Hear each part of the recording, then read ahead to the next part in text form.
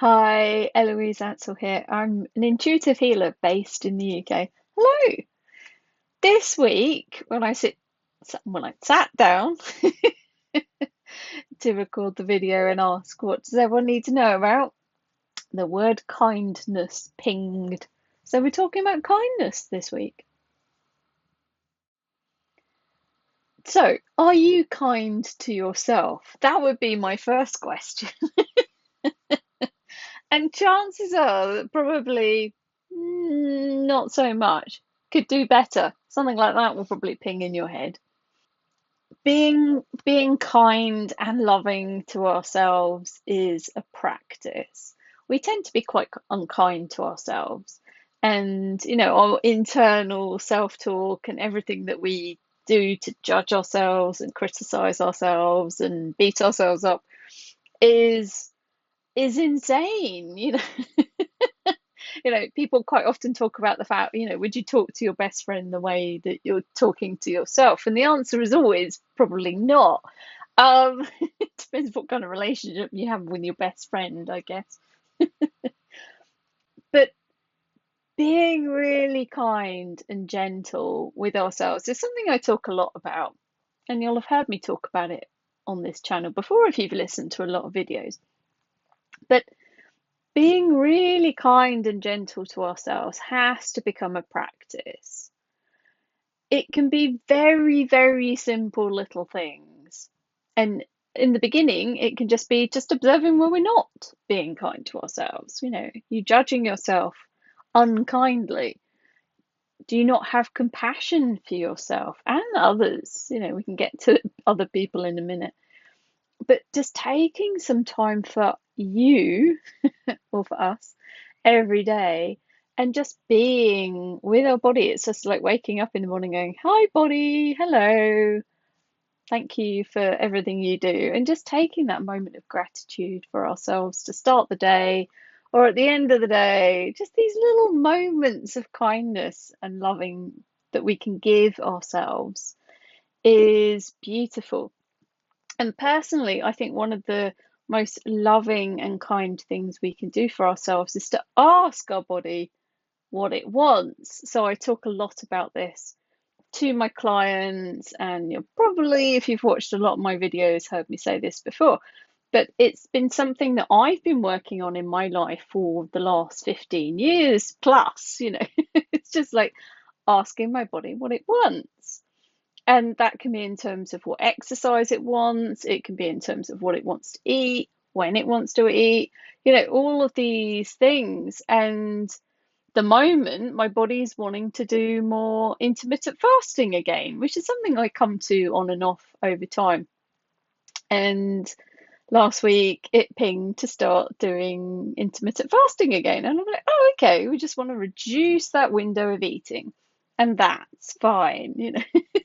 Those of you who've watched recently know I've moved, and that was very physically, emotionally, and everything else demanding. Took my attention away from like life. It was just about the move for a few months.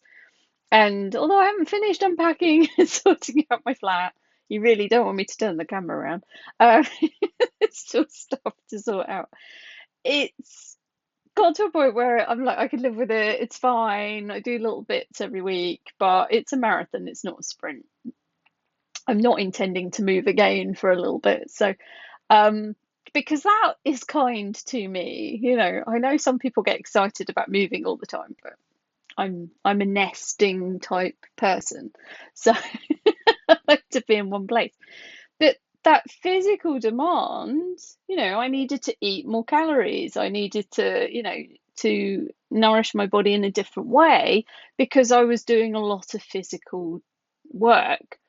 And now that's kind of tailed off. I'm like, okay, now what do we need, body? And it's like, actually, we don't need to eat as much. And I'm like, yeah, not that I was excessively overeating, but it's just narrowing that window down really suits my body from time to time. And so I'm doing that again. That's kindness to me. Now, am I regimented about it and I'm going to beat myself up if I miss the window or I overeat at the end of the day and my window extends? No, I'm just going to go with every day, keep asking my body every day, hey, do you want to keep doing this? And, if something comes up, something comes up. Yesterday, a friend phoned me and said, do you want to go for a drink? And I was like, yeah, that'd be fun. So I went out to drink, which meant my window extended, but only by like about half an hour by the time I came back and ate. And that was fun for my body. So, I then had a longer gap this morning before I started eating again, and that was fine. And this evening I'm working. I've got a Zoom session for my Freedom Hub membership. So my window of eating today is shrunk the other way as well, and that's fine. And I'm like, if I choose to, do something different, that's fine. I'm just going to keep asking my body what it wants, what would nourish it, what would be good for it, what would be helpful, what would contribute, what would be kind. So it's being in that ask and then not judging ourselves when we, if we set a rule for ourselves, we don't have to rigidly follow it. It's like the 80-20 principle. If you follow it 80% of the time, it's, you're going to get good results, and that's enough. It's not that we have to come up with all these rules in life and then follow them and stick to them and be really regimented and controlled, because life happens. You get a phone call from a friend, you get all kinds of things happen. Stuff happens. And being able to be flexible to deal with these things is kindness. So, where are you being kind to yourself and where are you not being kind? Maybe something to think about, something to play with, something to journal about. Maybe go for a walk and have a think about it. And where are you not being kind to others? Now, this may be that you're not being kind to yourself, but disguised as not being kind to others.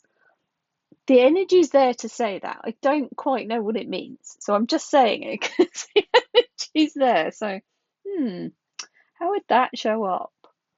That's an interesting one.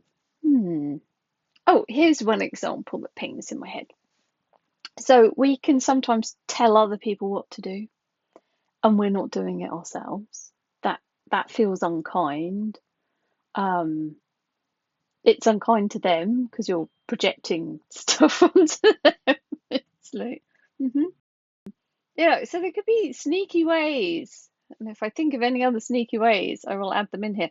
Like sometimes to be kind to us, we have to say no to other people. Sometimes when we need to be kind to us, we need to have better boundaries with people. It's a weird word, but you know what I mean. It's something we all talk about. And so sometimes saying no or not being able to help someone or like actually may be kind for you. Like when I was moving, I didn't have any capacity to help anyone else in my life, really. And I was very grateful to my friends that came and helped me because I really needed their help. And yeah, it's such a different thing for me to also receive help moving, because normally I do everything myself. But when I was younger, friends used to help me drive the van when I had, when I didn't have much stuff. But now, like with my moves, I've always done everything myself. But my last big move, I like had 9 months notice. Like, I packed for 9 months, or it was near over a year from when I started packing to when I actually moved. It was maybe about 15 months. So I was doing everything myself, and that was I was able to. But this time, because it was kind of forced on me and I only had like a few month window, that I didn't have the time and the space. So it's still ongoing. Uh, but that's kind to me as well. I'm not going to beat myself up that I haven't finished unpacking. And I'm not going to stop being there for other people when I've got boxes to deal with. I'm like, that they can wait. Have I found everything? No, I've still got stuff missing and I've no idea where it is. And It's like, I've gone and bought a couple of things that I know I have somewhere, but I just cannot find them. It makes no logical sense why I can't find them. So, but other than that, they'll turn up. They will turn up. So being kind to ourselves can be a discipline. We have to learn sometimes to be kind to us because we may have learned from our loved ones as kids to be unkind to ourselves. We learn behavior, we mirror things from people around us. So depending on your circumstances growing up, you may have a skewed view of what is kind for you. And if that's the case, you probably need to go and get some help and support from a therapist. Sometimes we've experienced trauma and things, and that can skew things. And we have to really get back to basics and learn how to be kind and loving to ourselves. So, where are you missing the trick there? Where are you not being kind to you? Now, we can get into habits which can be unkind to us. So, reversing them, you can always reread Atomic Habits by James Clear. You can reread James's book and get into how to get habits into your life that would serve you instead of the ones that are not are disserving you. And when we notice that we have bad habits, we need to start shifting them. Now, it could be something as easy as moving your body. Some people are gym buddies or yoga bunnies, as I call them. They just do it. But it's become a habit. I used to be a running bunny. I'm hoping to get back to that at some point. Because it gets addictive and then you just keep going. So I'm looking forward to that when my body's ready. And I'm being kind to my body. I'm waiting for the right moment. Meanwhile, I'm being a dance bunny, and that's fine. I'm not going to stop being a dance bunny when I start running again. But it's just like dancing is what my body enjoys. It's fun. It gets the heart pumping. It gets my circulation going. It's an exercise that I can do for hours, and it really works for me. Now that's not right for everybody. But if you're not doing any exercise, you need to get into the habit of at least going for a gentle walk every day.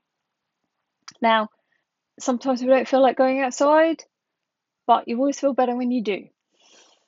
There's so much benefit to sunlight. I know the sun gets dissed quite a bit as being bad for our skin and all the rest of it, but if you start looking into some of it, you'll realise how important the sun is. And if you want to know all the science about that, let me know and I'll send you some links. But there is so much benefit to getting out in nature, to be getting out in sunlight and to be, get sun in our eyes and on our bodies. It really helps with de-stressing us in many, many, many ways. So, doing gentle, easy things is just the first step, and it's an easy step. We just need to start doing it again, and then that becomes a habit, and that's kind to us. But we can still check in every day and go, hey, body, do you want to go for a walk today? Hey, buddy, do you want to do this today? And just keep asking questions. That is kind. So, notice where you're being unkind to yourself. How can you turn that around?